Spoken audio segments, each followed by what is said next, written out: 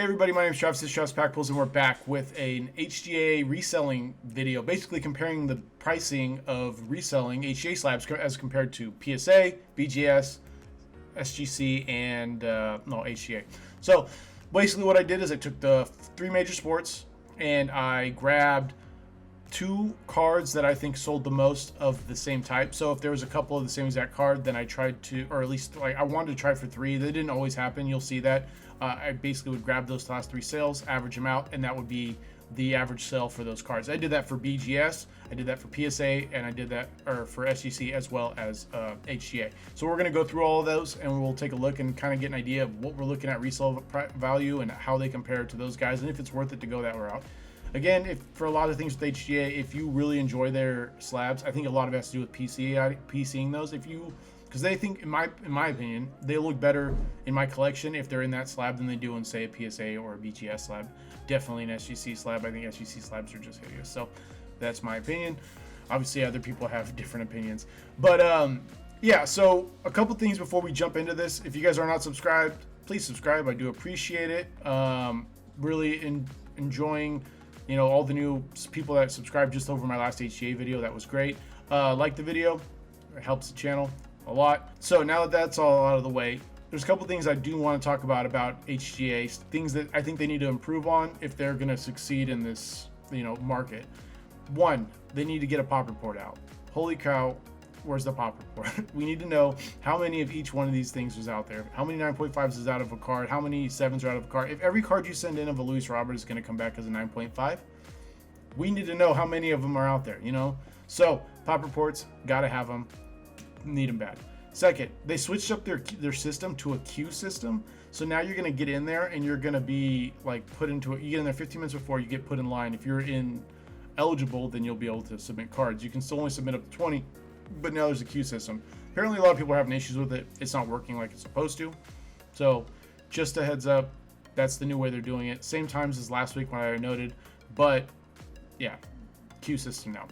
Third thing, and I think the most important thing for them to succeed, is they need to show how the heck they grade the cards. Where is the video? Who is grading these cards? That's what they need. That everybody on Twitter is ripping them apart because there's no validity to what they're saying. Their whole software approach, their AI, everything like that, there's no validity to it. So we need to know that it is actually a thing if this thing is going to succeed. All right, everybody wants to attack them because they think it's just bullcrap and it's a bunch of dudes sitting in their basement grading cards. They need to put that to rest, and the best way for them to do that is show how they're doing it. Should be their number one priority right now, is showing everybody how they're grading it, who they've got grading these cards. What is their qualifications? Can I grade my cards? What is their qualifications? Basically, that's the most important thing in my opinion. Hopefully that's something they're working on. I do know the pop reports are coming in the next few days, they said. So hopefully, they did an interview on a Facebook group channel. I believe the owner of HGA did. I can't remember what the Facebook group channel is, but they did an interview on there and kind of talked about a few of these things. So the pop report is supposed to be coming in the next few days. The queue system slowed them down and pushed it back. But besides that, I still love the slabs. Don't get me wrong. I just think that there's some stuff they need to work on if they do want to be, compete with BGS. I mean, they probably won't ever compete with PSA. But BGS and SGC, they're probably already better than SGC.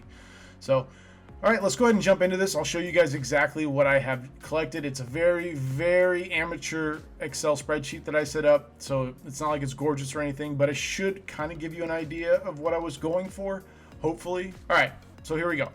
First things first, this is what I did. I did this for Luis Robert, Boba, Shets, Trey Young, Adebayo, Justin Herbert, and Josh Allen. That's how I set them up. I made a slab of what they look like in that grade, and then I gave you your last three card averages, and I did that for each one. Okay, what I used for my data, 130 point. If you guys do not use 130 point, you guys should. It's great. If you want to ever know on eBay what a best offer card sold for, go to 130 point. They'll show you exactly what it is. For instance, this Bowman Chrome Prospects Luis Robert, listed for 179, sold for best offer, and the best offer was 140. So that'll basically break it down for you, so you can kind of get an idea of what the heck they were selling for. So you're not just constantly wondering. If you don't already know about that, please, that's why I'm showing you. So, all right, so here's what I use. So let's go ahead and start off right off the top. So Luis Robert BGS 9.5 in a BGS or in a BGS slab, you're looking at, so these are the most recent, and then it goes back down there. So most recent went for $85. And again, I think some of that might have to do with baseball season starting up or coming back. If the closer it gets, the more expensive these cards get. That's usually how it works every year for these sports. Then it was 54, 94, and 49. Some of these cards didn't, go back, the sales do for like January. So there's, maybe like a month or two in gap between when this last card was sold. I think there was one card that didn't even last sold was in like December. So just something to keep in mind. The one HGA I did find was, so there's two HGA sales for Top Series, or for Top Series 2. One was for 210, one was for 138.28.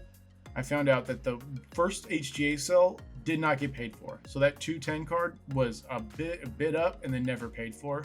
And then it relisted and it sold for 138.28. Now I don't know 100% if this got paid for, but that's what I do know. What I can tell you is, I know when I filmed my HGA video last week, and I said I was never selling my Kyle Lewis, I sold it because someone offered me $200 for it. So just so you know, people are actually paying for them.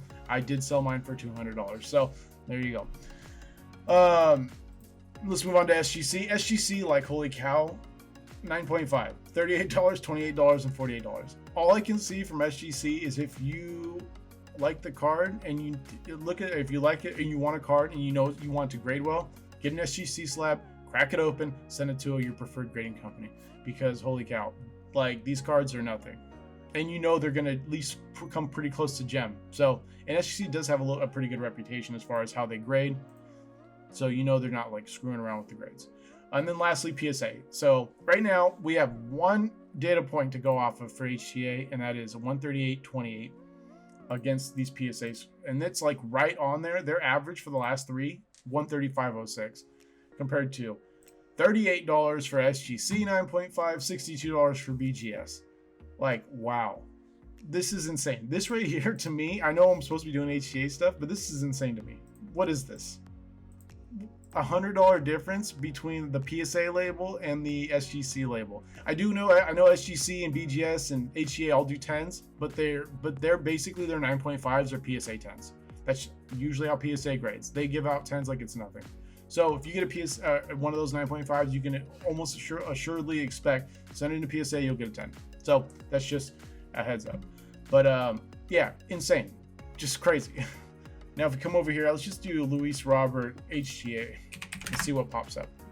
Just take a look. So I see there's a Bowman Chrome Sapphire, $227. We've got a Topps Chrome Refractor, $240. I guess I probably should have gone Refractor. Oh, these are three different style of refractors. $400 for the Prism Refractor, $320 for the X Fractor. God, those look great. I really do like those. I'll take a closer look at it real quick. But yeah, look at that. I mean, that looks... Oh, wait, nope, that's not what I wanted. I want to look over that. There you go. That looks great. I mean, that looks great. Topps Chrome Refractor, HGA slab. Looks really good.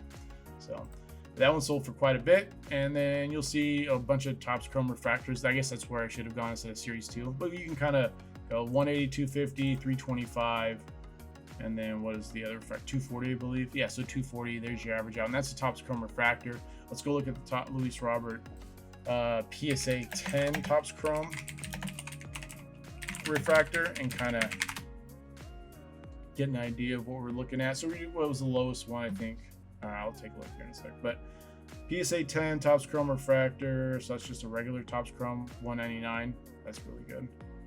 I mean, in reality, the only thing that matters is PSA if you're trying to resell. So what their prices are. So $407 is for a PSA 10. That was February 25th. So, nope, I pressed the wrong button. Well, there you go. So, yeah, you kind of get an idea of what it looks like. So, but let's move on. So, we did the Luis Robert. Now let's go to Boba. Boba, I can only find one HGA cell and one SGC cell. And this is for the refractor, the base refractor. But the one base refractor, and this looks like the Boba one looks amazing. Like, I love the look of this. Like, I know it's not actually blue, it just looks blue, but it looks great. I like it quite a bit. You can kind of get an idea of what that looks like. So, but then SGC $86, like, whoa. And then all the Boba Shets for PSA 10, like, 353 on average. Like, holy cow. So that's obviously where you're going to want to go if you're trying to resell so far for both, like, or period. I mean, you always want to go looks like PSA. But if your next option, if you can get a submission into HGA right now, like, it looks like HGA would be your next bet, like the best bet. So I mean, 132.83 for BGS 9.5, like like that's not great. That's, I mean, SGC is just, again, nobody likes the black tux apparently. I know there's people out there that do, but people buying these cards off of eBay do not. These cards are going for nothing. But honestly, again, I'm saying this and I mean it. If you really like HGA or PSA, I would buy SGCs 9.5s, or crack the cases, and then submit it to those places. Because yeah, that's crazy. The difference in prices. But what, like 353 to 86, like insane. Ooh, all right, let's move on. We got Trey Young. Trey Young, because he actually had 3 HGA sales, so his was averaged out at $100. The PSA 10 at 135. That's not that bad. $35 difference. BGS at 83.67, and then SGC at 66.66. Again, same thing. It's going PSA into HGA into BGS into SGC. Now HGA definitely has the strength, I think, in the fall right now, the early following, to pass up BGS as like the next slab, the next great slab. Again, there's a new brand out there, or a grading company called CGC, and they are super respected because they do comics and Pokemon cards, and they've been doing them for years, and they're just now getting into trading cards. So they could be really interesting to see how they come in. I think their slabs are really, really ugly, but I think their graders and the people working there have a lot of clout. Like, they actually have a lot of experience, so they could actually be big players. Because I'm seeing like BGS is just trending down, like it's going down. SGC has always pretty much been in near the bottom. I mean, obviously it's not GMA, but it's close. It's down there. And if HGA comes in and then SGC comes in, then you're looking at like SGC cards just dropping all the way to the bottom. I kept saying SGC. I mean CGC. Basically, the guys that used to do comic books. And yeah, and at this point, the more they'll go down, I guess it's better for us, for people out there trying to resell. Buying, again, SGC 9.5s, crack them and resubmit. $66, crack it. You think a 9.5 SGC should PSA 10, send that in PSA, and I mean, whatever you, I mean, they did hike up the prices, so it might be worth it just to send it to HGA then, so who knows. All right, let's move on to Bam Adebayo. This is my favorite basketball player, and he actually had 3 HGA sales, so I was pretty excited about it. Or no, he had 2. Dang it. $48.44. There's a huge difference in Bam Adebayo, and I think, and I'm going to tell you, this is my opinion, I think it's because on the optic from 2017, I think you need to match the card. Don't match the team, because I think that looks really bad. And for Bam Adebayo specifically, that red and black, I think just the way it clashes with that blue and white, I think kills that slab's value. As crazy as that sounds, I think it kills the slab's value. So I do not think that's the way to go. I think you go team color, and I think it'll look better, and I think it'll be honestly be worth more. Because the whole idea with these HGA slabs, and a lot of reason people like them, is because of how it looks with the card. So if it looks like crap with the card, then you're not going to want to. I mean, what's the point of buying that instead of like in a PSA? So again, same thing though. Like, it's less than BGS on this one, and again, I think it has a lot to do with that slab. And then SGC, like, Jesus Christ, $22 average for a 9.5. Crack that, submit it to PSA, and there you go, 125. Or submit it to HGA and go with the team, or go with the card color instead of the team color, and see what happens with that. I'm super curious now myself, and I might try to do that. But yeah, there's a huge difference between PSA and all of these. You don't basically have to go PSA unless you do try the card color, like I said. I'm super curious. If anybody else does that, let me know. Trash Pack Pulls on Twitter. All right, next we're gonna do Justin Herbert. There's like very, very little football period on there. There's like no football HGA stuff, and that's because football is pretty fresh. So there's very little. This card looks like crap. I need to stretch it out. So I found Donruss. We're going Donruss. Donruss PSA 10, $410, as what the average was for Justin Herbert. 232 was what I got for the single HGA slab one, and that one looks, I think the slab looks great with that card, so I don't know, just didn't carry much weight. BGS 9.5, 185.31, that's that's not bad at all, so that doesn't hurt too much. I mean, again, the difference is more than double between PSA to BGS, so I don't, again, it's so BGS just falls to the bottom. And SGC, man, you're just like the little engine that wishes he could. $105 average. Oh God, yeah. Snatch up SGC 9. I mean, if that's the one thing I'm learning from all of this, is you need to buy SGC 9.5s, crack them, submit them to PSA, and then you can make your money. You'll profit for sure. Okay, so let's move on to Josh Allen. Josh Allen, I believe, only had one also. Yeah. So this one went for $400. This one is guaranteed 100%. You have to go. You have to go PSA on this one, like for sure. If you're looking for reselling, if you're just trying to resell, I think the slab on the Josh Allen looks amazing. I love that combo. But if you're trying to resell, you have to go PSA. There's just insane. The price difference is just too much. Almost double for that is crazy. And over here, SGC actually beat somebody. It's SGC 9.5, not a 10. I don't know why it says 10 there, but SGC 9.5 compared to the BGS 9.5.